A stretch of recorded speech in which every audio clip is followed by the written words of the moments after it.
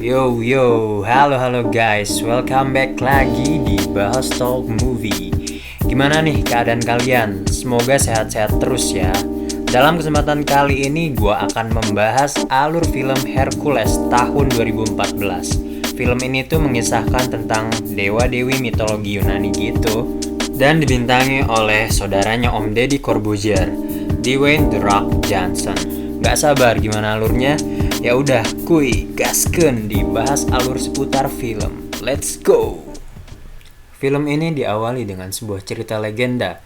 Lahir seorang anak bernama Hercules, di mana diceritakan ayah Hercules ini adalah dewa Zeus. Pada tahu kan dewa petir itu loh.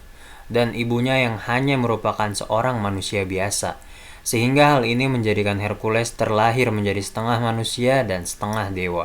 Namun di sisi lain, kelahiran dari Hercules ini ditanggapi oleh Ratu Zeus, bernama Hera, diibaratkan seperti anak bentuk pengkhianatan Zeus kepadanya.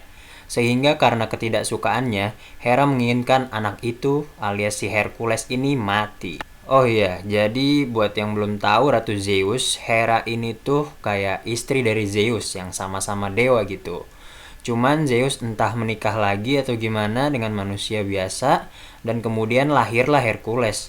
Jelaslah jadi bikin marah dan tentu Hera nggak menyukainya. Dan lanjut, legenda menceritakan ketika dewasa Hercules diberikan 12 tugas yang berbahaya oleh para dewa.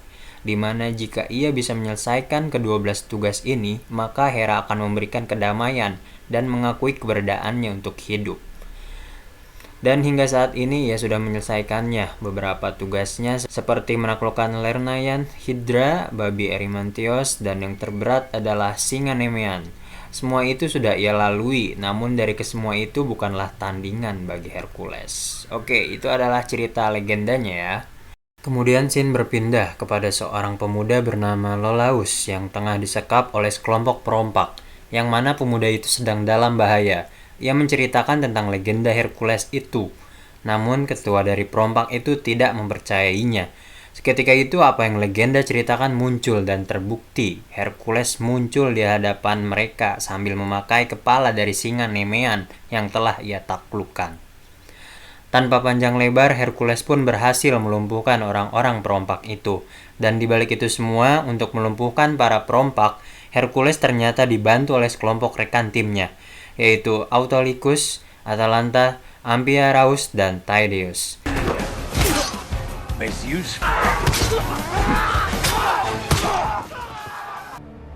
But not you.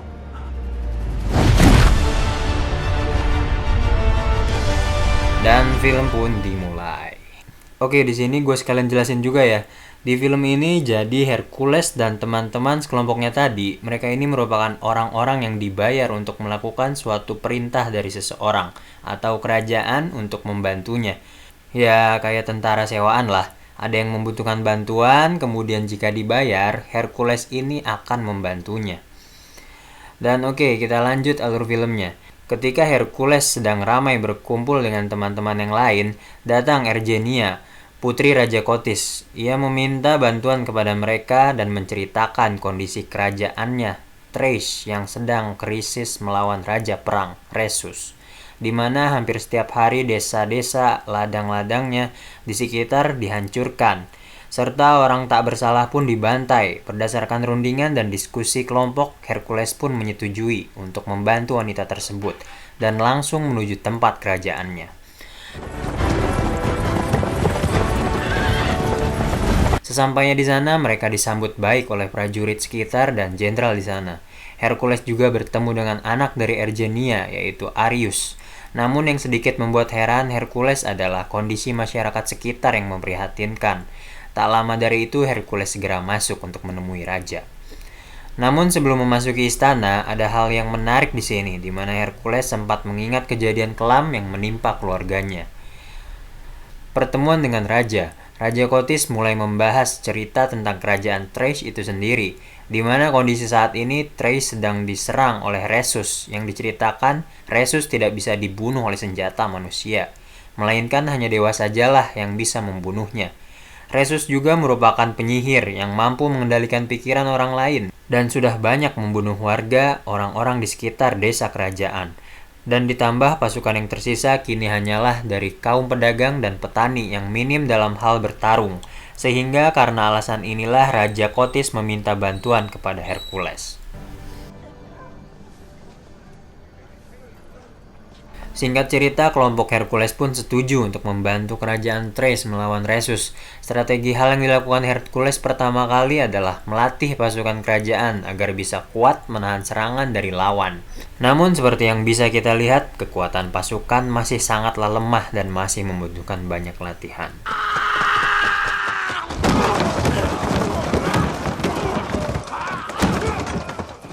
Aduh, gimana mau perang? Setelah latihan pertama selesai, kerajaan mendapat kabar dari mata-mata raja bahwa Rhesus kini sedang bergerak bersiap menyerang wilayah bernama Besi. Karena hal ini, raja segera gegabah memutuskan untuk segera pergi ke Besi dengan maksud tujuan membantu rakyat Besi di sana agar terhindar dari Rhesus. Namun dengan tegas Hercules menolak karena seperti yang kita tahu, pasukan kerajaan ini masih sangatlah lemah untuk berhadapan dengan musuh. Tetapi raja tidak memperdulikan perkataan Hercules. Raja Kotis tetap pada pendiriannya untuk segera mengerahkan pasukan ke Besi untuk membantu. Dan apa boleh buat, Hercules tidak bisa berbuat apa-apa jika perintah tersebut sudah dikeluarkan oleh raja. Dan tanpa disadari, keputusan raja ini merupakan keputusan yang salah. Keesokan harinya, dengan segala persiapan dan arahan yang jelas, pasukan dari kerajaan Thrace berangkat menuju Besi. Sesampai di Besi, betapa herannya mereka bahwa tempat tersebut sudah kosong dan hanya ada mayat-mayat yang bertebaran. Mereka kalah cepat. Mereka menyangka bahwa Rhesus telah lebih dulu sampai dan telah membantai habis warga Besi di sana. Namun tiba-tiba, tanpa terduga, beberapa mayat di sana bangun dan berbarengan dengan itu, warga Besi pun muncul. Dan anehnya, mereka malah menyerang pasukan kerajaan Thrace dan Hercules. Jenderal mengatakan bahwa sepertinya mereka sudah terkena mantra sihir dan terpengaruhi pikirannya oleh Rhesus, sehingga menyerang mereka. Mereka membuat perisai untuk membuat perlindungan menjaga raja dan Iolaus, dan saling melawan satu sama lain. Keadaan sangatlah kacau, pertumpahan darah tak terhindarkan, pasukan kerajaan sedikit demi sedikit gugur karena peperangan ini, hingga sampailah di mana perlahan demi perlahan, perisai yang dibangun pasukan runtuh, satu persatu dan semakin mendekati raja. Dengan cekatan, Hercules dengan memakai kereta kuda berusaha untuk mencegah dan melindungi jangan sampai raja terluka. Ia pun berhasil dan seketika itu juga pasukan warga Besi mundur melarikan diri.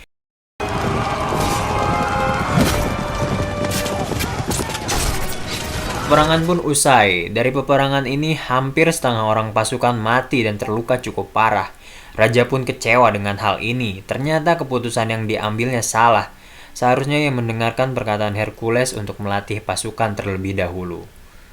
Batu sih dibilangin. Setelah itu, mereka pun kembali dari peperangan, mengobati luka-luka dan bergegas untuk beristirahat. Pada malam hari itu, Hercules bermimpi melihat kilas balik mengenai keluarganya. Terlihat banyak darah dan kematian istri dan anak-anaknya. Yang dimana kejadian itu seperti menggambarkan seakan-akan bahwa Hercules telah membunuh istri dan anaknya sendiri.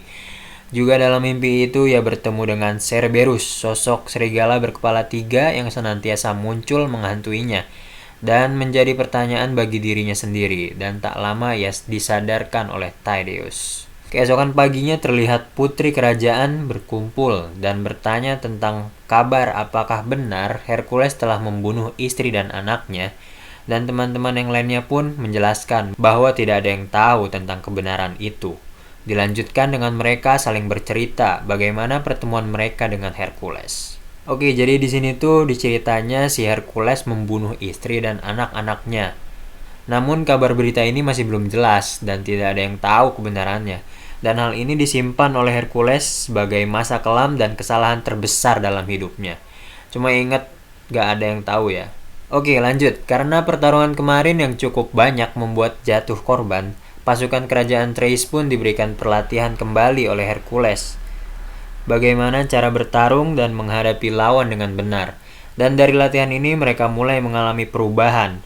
Latihan demi latihan, Perlahan mereka dapat menguasai yang diajarkan Hercules dan teman-temannya. Mereka pun kini menjadi pasukan perang yang siap bertempur. Mantap.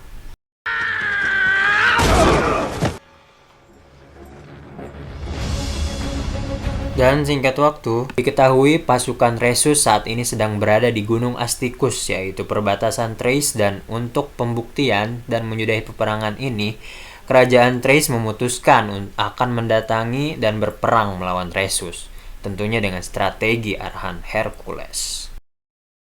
Terlihat pasukan Thrace sangat bersiap berperang, dan di sisi lain begitu juga dengan Rhesus. Keduanya saling siap untuk berperang. Hingga peperangan pun dimulai. Namun berhubung persiapan dan strategi yang matang, terlihat pasukan Hercules lebih unggul dari musuh. Musuh demi musuh mudah dikalahkan. Thrace membuktikan kekuatannya hingga yang terakhir yaitu pemimpin dari Rhesus yang ditumbangkan oleh Hercules. Kirain skuad apa anjir?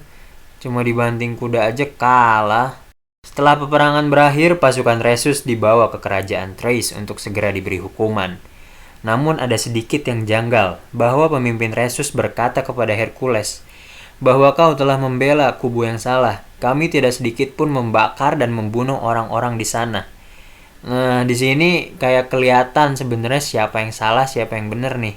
Dan terlihat raja pun menutup-nutupi itu semua. Ini membuat Hercules sedikit ragu dan menaruh curiga kepada Raja Kotis.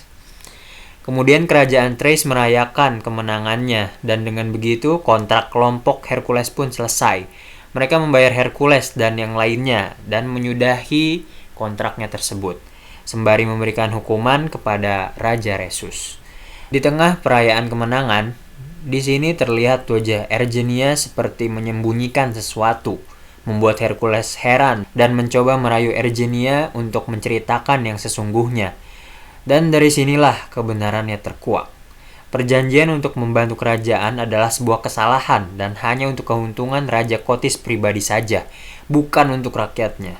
Ergenia terpaksa melakukan ini demi melindungi anaknya Arius, yang mana ia adalah anak dari keturunan raja yang telah dibunuh oleh Kotis. Di tengah pembicaraan, datanglah jenderal kerajaan dan menyuruh Hercules untuk menghadap raja. Setelah mengetahui kebenaran yang sesungguhnya, Hercules merasa emosi kepada raja, namun apa boleh buat? Ia hanyalah seorang tentara bayaran, dan setelah dibayar, mereka diminta untuk segera meninggalkan kerajaan. Ketika ingin keluar dari desa, Hercules merasa sangat bersalah karena telah membela di pihak yang salah.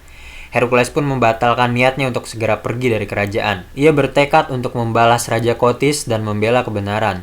Beruntung teman-temannya yang lain juga ingin melakukan hal yang sama, kecuali dengan Autolycos. Mereka kembali ke dalam kerajaan untuk melakukan perlawanan. Dengan liciknya, Raja Kotis menggunakan Arius sebagai umpan, di mana jika Hercules menyerang, maka Arius akan mati. Dan itu membuat Hercules pun tak bisa melakukan apa-apa selain mundur menyerah sementara. Dan setelah itu, akhirnya Hercules dan yang lainnya pun ditahan di suatu tempat. Dan singkat waktu setelah Hercules sadar, ia melihat 3 ekor serigala hitam sama seperti mimpi dan bayangannya. Seketika itu juga Eurystheus muncul. Susah banget namanya. Ternyata tak disangka Eurystheus merupakan tokoh yang jahat. Ia mencoba untuk menjatuhkan Hercules dengan cara membuat Hercules tak sadarkan diri, dan saat yang bersamaan ia melepaskan ketiga serigala itu dan membunuh anak dan istrinya. Kebenaran pun akhirnya terbukti. Ternyata selama ini Hercules tidak bersalah, melainkan ini hanyalah rancangan dari Eurystheus yang tidak suka dan ingin menjatuhkan Hercules. Lalu setelah itu Raja Kotis memerintahkan untuk mengeksekusi Ergenia di hadapan Hercules yang tengah dirantai. Amphiraus mencoba membakar semangat dari Hercules, dan seketika itu juga Hercules dapat menyelamatkan Ergenia.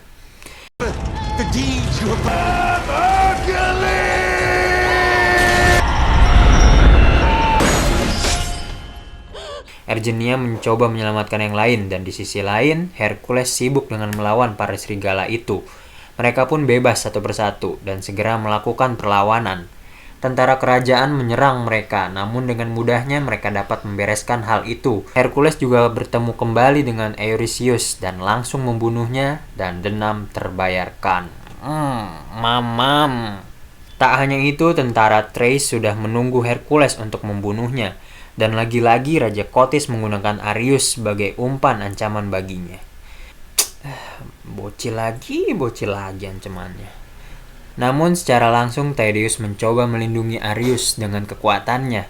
Namun sangat disayangkan, Tydeus yang berniat ingin melindungi Arius malah membuatnya menjadi korban dan Tydeus pun mati. Secara bersamaan, pasukan Thrace memulai penyerangan kepada kelompok Hercules. Kelompok Hercules memberikan balasan dengan menjatuhkan wadah yang berisikan cairan api yang dirasa itu cukup ampuh untuk membuat mereka mundur. Namun itu hanya sementara. Pasukan Thrace mencoba mendekat dan menyerang kelompok Hercules kembali. Setelah teman setianya mati, yaitu Tydeus, Hercules pun berusaha untuk menjatuhkan patung Dewi Hera untuk memukul mundur pasukan Thrace, dan itu berhasil. Bahkan kepala patung itu pun berhasil melumpuhkan Kotis dan membuatnya terlempar jauh ke jurang. Mam. Puas gua di sini. Ajab. Pertarungan pun dimenangkan kelompok Hercules dan sisa pasukan Kotis pun kini beralih dan mendukung Hercules. Dan film pun berakhir dengan cerita dongeng kembali. Dan terdapat pesan pada akhir cerita ini yang mana bahwa sebenarnya apakah Hercules merupakan putra Zeus? Itu bukanlah suatu permasalahan, tetapi kamu tidak perlu menjadi setengah manusia dan setengah dewa untuk membela kebenaran. Mantap. Itu sih pesan terakhirnya. Oke, film ini menurut gue keren sih karena kita ditunjukkan pertarungan epic dan jalan cerita yang gak bikin bosen. BTW, jujur aja nih ya, sebenarnya gue gak terlalu paham dan tahu banget tentang mitologi Yunani, Zeus lah, dewa-dewa lah, dan lainnya. Gue cuman sekedar tahu aja, mereka tuh gak beneran kan, cuman kayak semacam mitos atau cerita atau apa gitu, gak tahu sih. Dan oh ya, mungkin barangkali teman-teman punya rekomendasi film yang serupa. Bisa kali kasih tahu gue di kolom komentar. Kan barangkali next bisa gue bahas alur filmnya gitu di sini. Oke, thank you guys sudah menonton video ini. Tetap tunggu konten-konten menarik dari channel ini dan gue ingetin terus untuk jangan lupa subscribe, like, dan komen. Dan gue cabut. Bye bye.